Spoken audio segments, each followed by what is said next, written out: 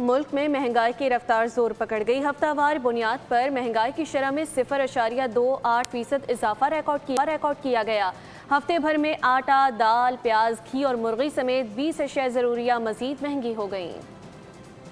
پیاز نے 8 آنسو رلا دیا، ٹماٹر کا دام سن کر چہرہ سرخ ہو گیا، تیل نے بھی اپنی دھار دکھا دی، مرچوں نے بھی مرچیں لگا دی۔ اب سستا مارکیٹ میں نہیں، صرف اردو میں لفظ رہ گیا۔ ایک ہفتے میں پھر سب کچھ مزید مہنگا ہو گیا۔ ادارہ شماریات نے ہفتہ بھر کے اعداد و شمار بتا دیے۔